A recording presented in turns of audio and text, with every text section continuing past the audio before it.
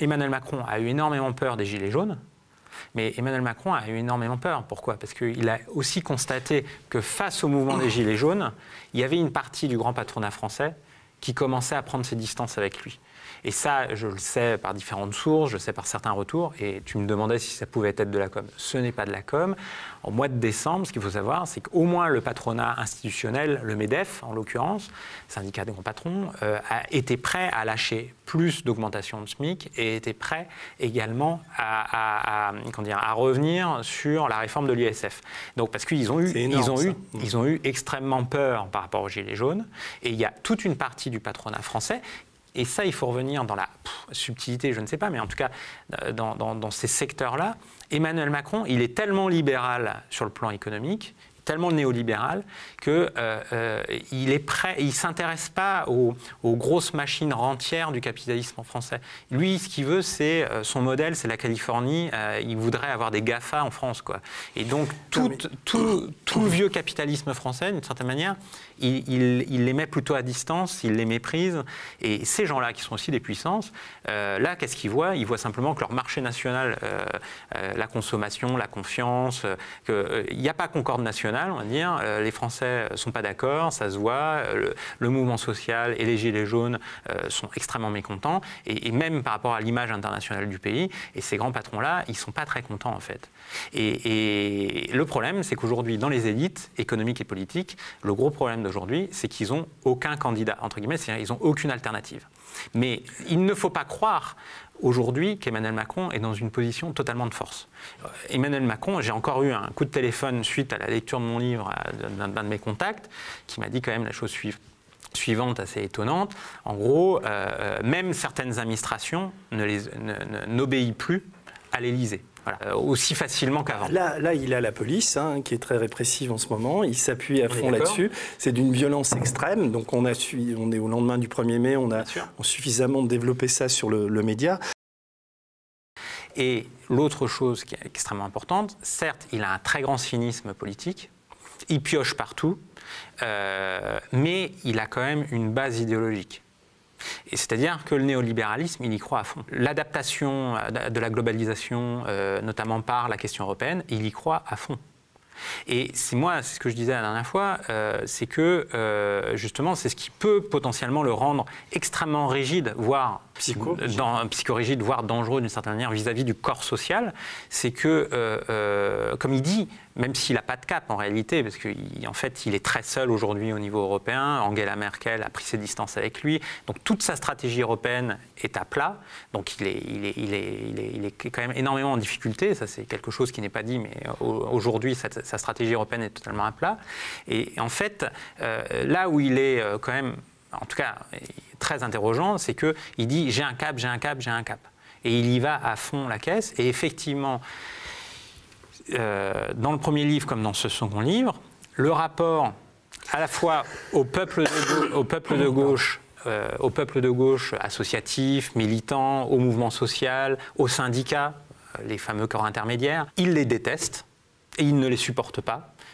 Il les avait qualifiés de rétrogrades, de conservateurs, et il les a toujours mis à l'écart. Et les classes populaires, employés, ouvriers, tout ce que tu veux en fait, ce qui est quand même 65 à 70% de la population quand même. Hein.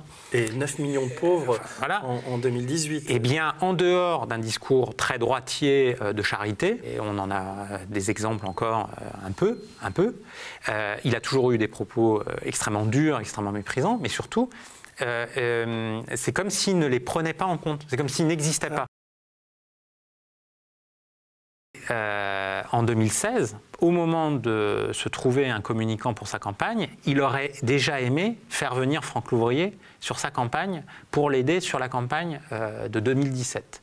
Et donc les relations qu'il a avec l'un des plus proches conseillers de Nicolas Sarkozy sont bien plus anciennes que là, les tentatives de Macron de faire venir Louvrier qui ont été avortées au mois de janvier.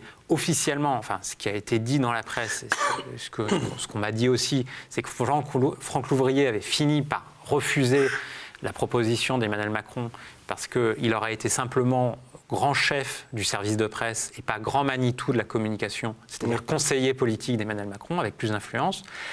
Bon, la vérité est aussi se loge aussi sur le fait que Macron est en telle difficulté que Franck Louvrier, comme bien d'autres, n'ont pas particulièrement envie d'aller à l'Élysée. Et il y a énormément de gens qui ont été sollicités depuis le mois de janvier qui ont dit non au président de la République. J'ai pas la réponse, il reste... Parce que si lui part, déjà qu'il est fragilisé, ça peut être une catastrophe politique pour lui. Oui, il y a des catastrophes politiques, il y en a, enfin, si on se place sur le commentaire politique, les catastrophes politiques, il y en a déjà eu plusieurs ces derniers mois. Oui. Le départ de Gérard Collomb, le départ de Nicolas Hulot dans un autre style. Effectivement, Le Drian, c'est un poids lourd, enfin, c'est un poids lourd. Un poids lourd comme on peut le présenter. Mais par exemple, tu te poses la question de Le Drian, moi je me pose beaucoup la question, même si je n'ai pas d'illusion sur sa posture idéologique, mais je me pose des questions sur François Bayrou. Pourquoi François Bayrou croit encore à ce président? Tout simplement, c'est qu'il vise Matignon et que, par ailleurs, il n'a jamais eu autant de force au Parlement depuis que Macron est élu au pouvoir. Donc François Bayrou, par exemple, avale énormément de couleuvres, pas sur le plan idéologique, sur le fond, mais sur le plan, par exemple, de tout ce que je raconte dans le livre sur le relationnel de Macron avec Nicolas Sarkozy, avec les réseaux sarkozystes, y compris dans la sécurité, dans la défense, dans tout un tas de secteurs, y compris les relations que Macron a avec des grands patrons. Le discours politique de Bayrou depuis plus d'une dizaine d'années, c'était quand même la critique de l'oligarchie française. Bon, c'était à son niveau, mais il le faisait. Hein, c'était les unes de Marianne à l'époque aussi. Il arrivait à ringardiser le PS, c'était pas dur. Voilà, c'est ça. Et Bayrou, c'était également la question de la privatisation des autoroutes, qu'il dénonçait. Et là, il soutient, non mais il faut alors justement, voilà. Justement, c'est intéressant parce que on sait qu'Édouard Philippe, c'est pas terrible et qu'on s'attendait un peu à un remaniement, peut-être une démission. Pour l'instant, il tient. Tu dis qu'il risque après les européennes de partir. Tu dis aussi, tu expliques qu'il y a vraiment de l'eau dans le gaz entre les deux, qu'il y a même plus de communication. Enfin, ça a l'air d'être assez tendu. Ça, c'était pendant l'été. Alors, explique-moi ces relations et quel est le casting d'un Premier ministrable, puisqu'il y a Le Drian, il y a peut-être le comeback de Bayrou. Est-ce que aujourd'hui, on peut dire que tu es un des meilleurs connaisseurs du cerveau d'Emmanuel Macron, ce qui est quand même un métier en soi? Et donc c'est pour ça que j'aimerais avoir ton diagnostic. Ça peut être dangereux, je crois. Non, j'ai pas de diagnostic, je suis pas sûr que ça soit le plus important à l'heure actuelle. Ce qui est sûr, c'est qu'il a aussi beaucoup de difficultés pour trouver une alternative forte au sein du gouvernement. Ça c'est vrai, y compris pour remplacer Édouard Philippe, parce que les tensions entre l'Élysée et Matignon n'ont cessé de prendre de l'ampleur durant toute l'année précédente. Il y a un vrai épisode que je raconte en long, en large et en travers, parce que c'est aussi un autre aspect du livre, c'est comment je montre comment les hommes de l'ombre se sont multipliés autour de Macron dans son ascension au pouvoir. Et donc là, on en revient à l'affaire Benalla. Et il y a une rupture au niveau de tous ces gens de pouvoir entre l'éclatement et la révélation du journal Le Monde sur le rôle de Benalla et après. Et c'est vrai, ce que j'explique, c'est qu'au cours de l'été, Macron s'est recroquevillé sur l'équipe de campagne à l'Élysée, sur ses conseillers les plus proches qui ont participé à la campagne. Et sur cette période-là, il avait quasiment plus de contact avec Édouard Philippe, qui était quand même le Premier ministre de la France. Et par la suite, il y a une partie des conseillers de Macron, notamment Philippe Grandjean, qui est le nouveau conseiller politique de Macron à l'Élysée.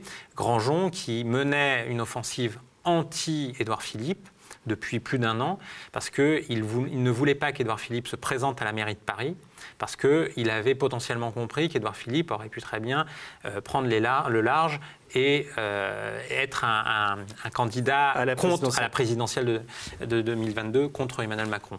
Donc les relations sont beaucoup plus tendues qu'on a pu le documenter. Mais tu vois, on parlait de la difficulté de la presse aujourd'hui. Comme il n'y a plus véritablement de parti politique, si je reviens sur le journalisme politique, comme il n'y a plus de parti politique avec des sources de off, avec des enjeux de pouvoir liés aux partis politiques, des tendances, des clans et compagnie, comme tout ça, c'est quasiment le parti unique autour d'Emmanuel Macron. Je me place au niveau là pour le coup de mes confrères qui suivent au jour le jour, et moi je l'ai fait à Marianne en partie, même si je faisais des enquêtes.